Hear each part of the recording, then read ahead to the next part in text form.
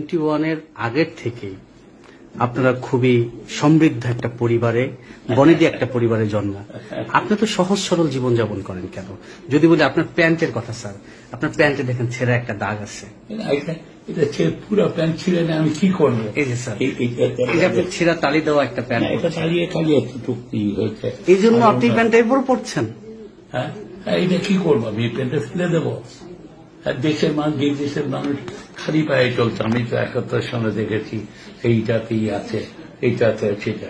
এই আমার 60-এর বয়স প্রায় 30 বছর।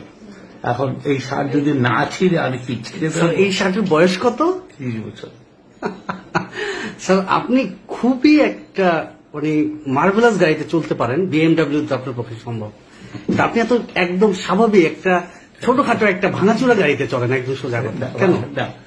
আমার এটা তো গাড়িটা দিয়ে হলে আমার সব রকম লাক্সারি করেছিল। আমি যখন বিলাতে ছিলাম আমার প্রাইভেট পাইলটস এর লাইসেন্স ছিল, আমি প্লেন চালানোর লাইসেন্স ছিল, আমার লাইসেন্স ছিল। আমার স্যুট যেখান থেকে প্রিন্স চার্লসের স্যুট বানাতো যে দর্জি, সেই দর্জি আমার স্যুটও বানাতো। আমি কখনো তৈরি করা স্যুট, আমি কখনো বানানো স্যুট পরি নাই।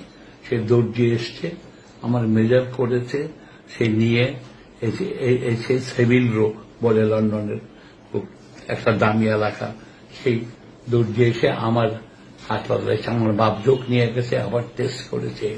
তো এইসব এখন যখন আমি দেখি, এইটা একটা ছেলে মানুষের ছিল, but A West of money. আমি যেই টাকা দিয়ে আমি কতজনের উপকার করতে পারতাম, সেটা যাতে এই করা, এই আর কি। এই জন্য ওরা যাতে, আমি তো খারাপ থাকিনি। যুদ্ধের সময় এসছি, তারা দেখেছে কষ্টে। তাজউদ্দিন সাহেবকে আমার সোয়েটারটা বুঝলে শীতে কাঁপছে, সোয়েটারটা ওনারে ফারুক আজিজ খান, তারা এই সঙ্গে সঙ্গে আমার প্যান্টটা দিয়েছে যে সে আবার শেখ সাহেবের মৃত্যুর সাথে জড়িত হয়ে গেছে। কারণ সে ছিল কামালের বন্ধু, কামাল তো এডিসি ছিল ওসমানী সাহেবের। এরা সবাই, যেহেতু আমি বিলাতে গেছি, আমার টাকা পয়সা আছে, আমার হলো ট্রাভেলার চেক আছে, আমার ডাইনার চেক আছে, ভিসাটা।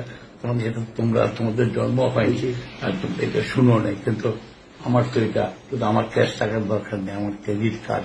তখনকার দিনে ঠিক ক্রেডিট কার্ডের কথা চিন্তা করা যায়, সেটা সেই জন্যই এরা সেটা ইরাতে। হতাশ হন কখনো? আপনাদের হতাশা কাজ করে না কেন? আপনি এত জ্ঞান শক্তি কোথায় পান? হতাশা কাজ করে না, যখন দিতে বলে একটা গল্প বলে।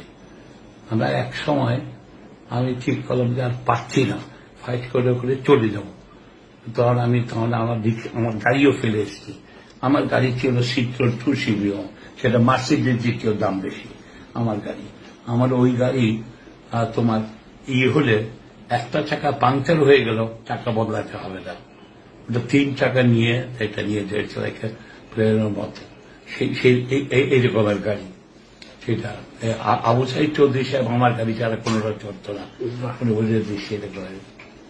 তখন আমি সেই দেশে এই টায়ার্ড হয়ে গেছি ঝগড়া করতে করতে সেটা।